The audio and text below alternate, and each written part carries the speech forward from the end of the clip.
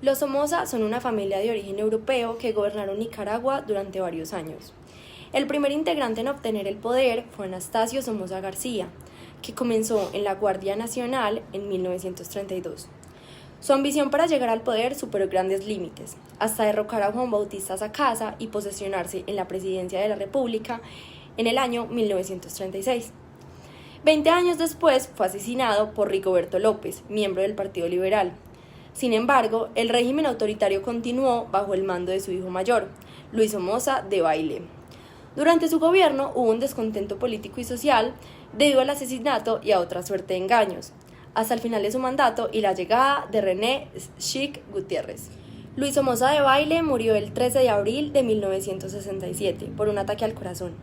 Pero como su dictadura no podía acabar ahí, Anastasio Somoza de Baile, su hermano menor, había ganado las elecciones presidenciales unos días antes. El 1 de mayo comenzó su cargo hasta el año 1979. Durante este periodo se enfrentó al Frente Sandinista de Liberación Nacional, cuyo objetivo era el derrocamiento de los Somoza del poder. Desde el momento en el que Anastasio finalizó su legislatura, se celebra en Nicaragua el Día de la Alegría para recordar el fin de la dinastía de los Somoza. Y tiempo después, tras una misión llamada la Operación Reptil, el expresidente fue perseguido hasta ser asesinado. Ahora vamos a hablar sobre la dictadura. Se conoce como el somocismo al movimiento político y social desarrollado en Nicaragua entre 1937 y 1979 bajo el gobierno dictatorial de varios miembros de la familia Somoza. Esta dictadura se caracterizó por la total concentración del poder y riqueza nacional en manos de esta descendencia, que durante todo el periodo ejercieron el poder en función de sus propios intereses y los de sus allegados. La razón de su extenso gobierno se debe tanto al apoyo absoluto de los Estados Unidos como a la fidelidad de la Guardia Nacional. Por parte del Estado norteamericano, este acontecimiento implicó su participación en los falsos procesos electorales que se llevaron a cabo en Nicaragua y miles de promulgaciones en ambos países. El régimen fue apoyado tanto social como económicamente por los Estados Unidos, lo que resultaba casi en su totalidad en las cuentas bancarias personales de la familia Somoza, aparte del apoyo militar, que nunca faltó cada que ellos se sentían en peligro. Hoy en día se señala a la familia Somoza por su incapacidad para resolver los problemas económicos y sociales de Nicaragua, así como por la corrupción y la violación de los derechos humanos. Su dictadura también se caracterizó por la escasez, el hambre y la pobreza, por la carencia de educación, vivienda y salud, mientras que dicha familia aumentaba su riqueza siendo propietaria de la mayoría de las tierras, cadenas hoteleras, empresas de seguros, canales de televisión, etc. Finalmente llegó el Frente Sandinista de Liberación Nacional, que propició la rebelión armada contra la tiranía.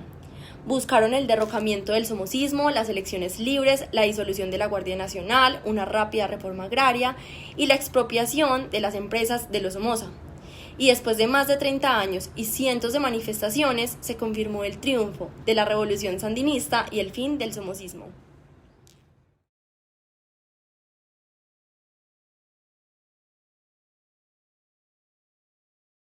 Los medios de comunicación juegan un papel muy importante en un país, pues como su mismo nombre lo indica, tienen como objetivo principal comunicar, educar, entretener e informar.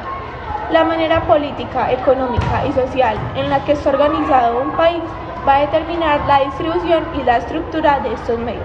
Como ya se ha hablado, en Nicaragua había un clima de temor y de desconfianza afectando la libertad de expresión y el desarrollo político y social.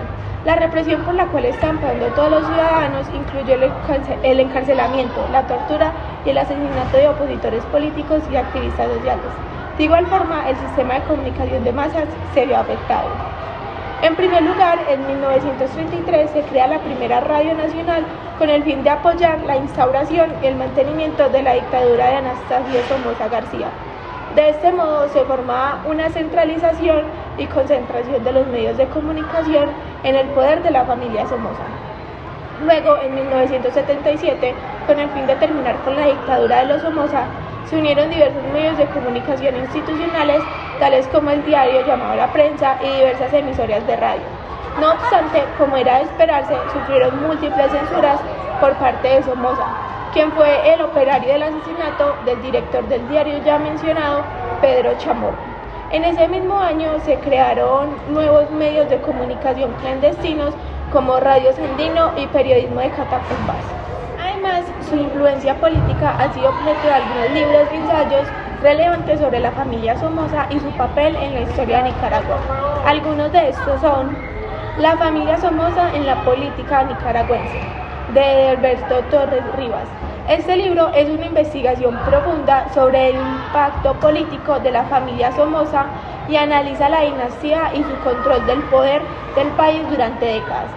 El otro libro es El dictador de Enrique Sáenz, que es un libro de una biografía no autorizada del último presidente de la dinastía Somoza, que es Anastasio Somoza de Valle. El autor examina la vida y el régimen de Somoza, destacando los abusos del poder y la corrupción en su gobierno.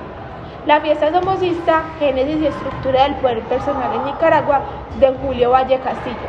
Este ensayo explora la naturaleza del poder personal y la estructura del régimen somocista en Nicaragua. Analiza cómo la familia Somoza consolidó y mantuvo su poder durante tantos años. Y por último, el asesinato de Somoza, de Eduardo Holman, que aborda la conspiración y el asesinato del último miembro de la dinastía Somoza, que como ya dije fue Anastasio Somoza de Valle, quien fue asesinado en Paraguay en 1980. En definitiva, la familia Somoza fue un ejemplo de una dictadura política y económica sostenida por generaciones. Gobernó Nicaragua durante más de 4 décadas, desde 1933 hasta 1979, y dejó un legado de corrupción, represión y violencia en el país. El largo periodo en el poder generó mucho descontento y además muchas desigualdades en la sociedad nicaragüense, lo que contribuyó al surgimiento de movimientos de oposición y finalmente a la revolución sandinista, que transformó totalmente el país.